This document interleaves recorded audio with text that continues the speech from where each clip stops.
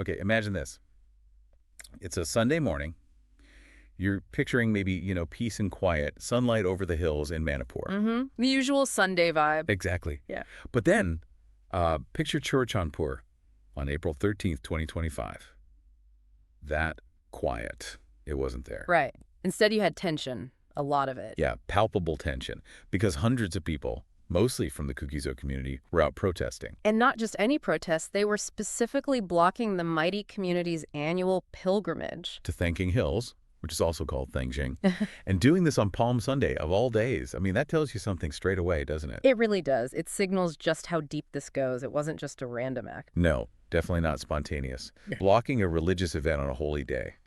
It's a powerful statement. And it really kind of crystallizes the core conflict, doesn't it? You have this site, Thangting Hills, deeply significant for the Meiteis. Right, for their pilgrimage. But it's also land the Kuki-Zo community considers theirs, part of their ancestral territory. So that act of blocking access, it speaks volumes about how broken that relationship is. Absolutely. So that's what we want to do today, sort of dig into this. We're doing a deep dive, looking at the history, the faith, the politics, all tangled up in this standoff. Our sources really focus on this specific event, April 13th, and the immediate context around it. Right, trying to understand that particular flashpoint. So get this picture. Hundreds of protesters, mostly women, mind you, stationed along what's called the buffer zone.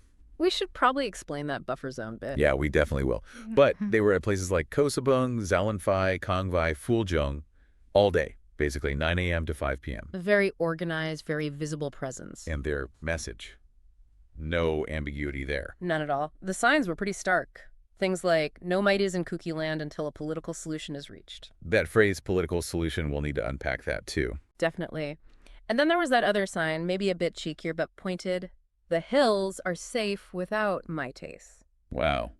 Yeah, that really lays bare the division, the sort of us versus them feeling. It's asserting a very clear boundary, both physical and political. But what also struck me was the impact within the Kuki-Zo community. Oh, how so? Well, apparently a local church leader actually spoke out, expressing concern because these protests seriously disrupted their own Palm Sunday services, morning and evening. So they prioritized the protest even over their own major religious observance. Exactly. That level of commitment, making that kind of sacrifice, it just underlines how incredibly serious they view this situation. Yeah, it makes you ask what's driving them so hard that this political statement outweighs even Palm Sunday.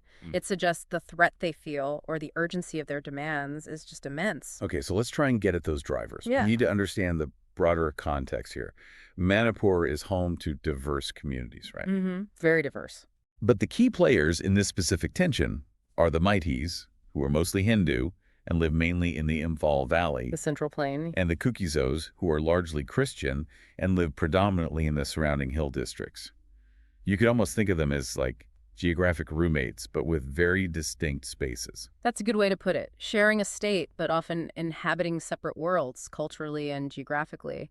And those worlds have been drifting further apart. And right at the intersection of those worlds, you have Thangting Hills, or Thangjing, sacred ground. Sacred for both, but in different ways, which is key. Right. For the Meiteis, it's tied to their deity, Iburu Thangjing. This pilgrimage, climbing the hill during Karoba, their new year in April, it's an ancient tradition, really core to their culture. Centuries old. But for the Kuki-Zos, that same land, it's part of what they see as their ancestral home, their territory. So you've got these overlapping claims, deep emotional and spiritual ties to the exact same piece of land. It's a recipe for conflict, almost. And that conflict, which had been simmering for a long time, just exploded in May 2023. Yeah, that was the turning point, wasn't it? We need to remember what sparked that. It was largely triggered by a directive from the Manipur High Court. It suggested looking into granting scheduled tribe or ST status to the Meiteis. And that was hugely controversial. Hugely, because the Kuki-Zos, along with other tribal groups, already have ST status. They saw this as a threat. How so? A threat to what? Well, the Meiteis are the majority community, generally more politically and economically influential. The fear was that if they also got ST status, it would dilute the benefits benefits like reservations in jobs and education that the existing tribal groups rely on. Ah, okay. Like adding a much bigger player into a system designed for smaller, more marginalized groups. Exactly. It felt like it would undermine protections and potentially lead to loss of land and further marginalization for the hill tribes. And the violence that followed in 2023? It was horrific. Devastating. Over 260 people killed, tens of thousands displaced, homes burned, communities shattered, just immense trauma on both sides. So much loss.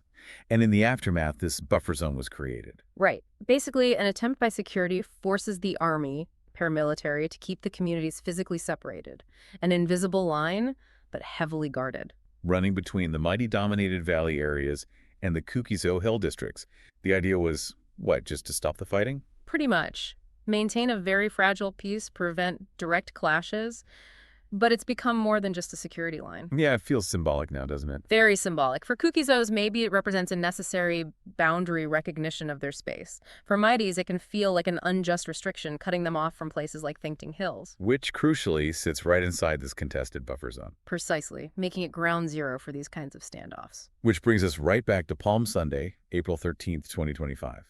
The immediate trigger for those protests was the planned Meitei pilgrimage.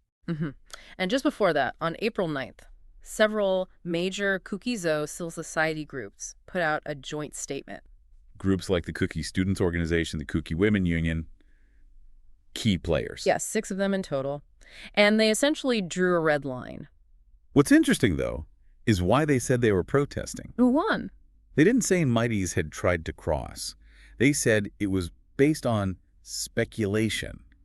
Their word that Meiteis planned to cross for the Ching Kaba ritual, the hill climbing for Kairoba. Ah, so it was preemptive, based on an assumption of intent, not an actual action. Exactly, which Yep. tells you a lot about the level of mistrust, right? Yeah. Acting decisively based on what they thought might happen. Definitely speaks to a breakdown in communication and trust, and their demands were tied directly back to that term we mentioned earlier. The political solution. Right. They stated, very clearly, no Meiteis allowed in what they call Kuki land until the central government delivers this political solution. Which everyone understands to mean their demand for a separate administration, some form of self-governance for the Kuki-Zo areas. That's the core demand, yes. And their warning language was, well, it was strong.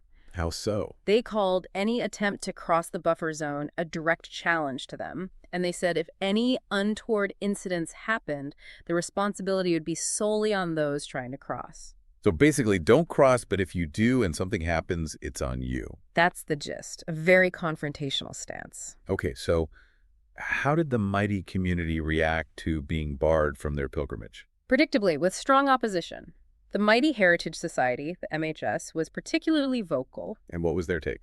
They called the ban flat out unconstitutional.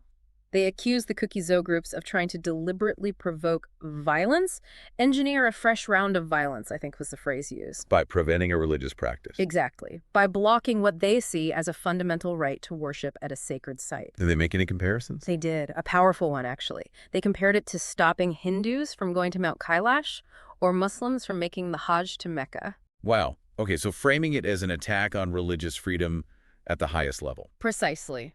To underscore that this isn't just about access to a hill, it's about their core identity and right to practice their faith. And were they only critical of the Kuki-Zo groups? No, they also pointed fingers at the government, both the state and central governments. For what? For what they called prolonged inaction.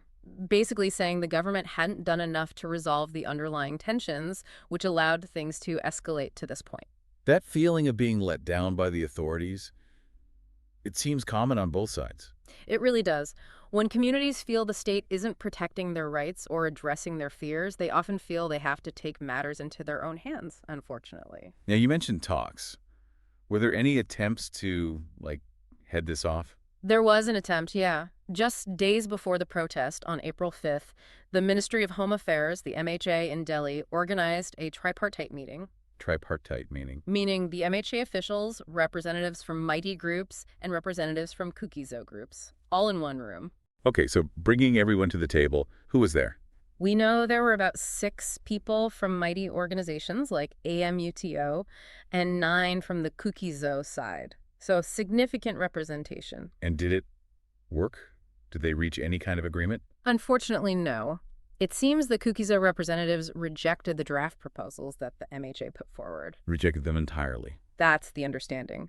The meeting ended without any consensus, highlighting just how far apart they still were. So the talks failed just before this planned pilgrimage and protest. It seems that way.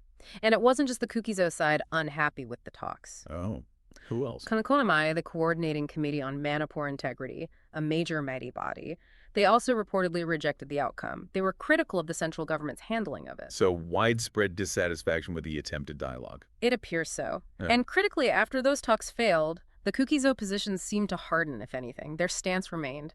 No living together under the current setup until they get their separate administration. That separate administration demand, it really is the crux of it from their side, isn't it? It absolutely is. It represents, for them, the only path they see towards security, protecting their identity, their rights, their land. It signals a complete breakdown of trust in the current state structure. So when we look at Thangting Hills again through this lens, blocking the pilgrimage, it wasn't just about that one day, that one ritual. Not at all. That hill became a symbol, a very potent symbol of the deeper ethnic divide. For the Meiteis, it's what? Their heritage, their religious tradition? Centuries of it, a direct link to their past and their faith. But for the Kuki-Zos, it's become tied up with control over territory, their assertion of identity, and also probably the pain of displacement from 2023. Many were forced out of the valley. Ah, right. So the place itself is now layered with all these competing meanings and emotions. Exactly. It's not just land. It's contested history, contested identity, lived trauma, and that demand for a separate administration. It's complex. Why complex? I mean, besides the obvious opposition? Well, the Indian government is generally very reluctant to carve out new states or administrative units. It can set precedents, open up other demands. Plus, as we said, the Meitei community fiercely opposes any division of Manipur. They see it as undermining their rights and the integrity of the state. So back to April 13th itself, what actually happened on the day?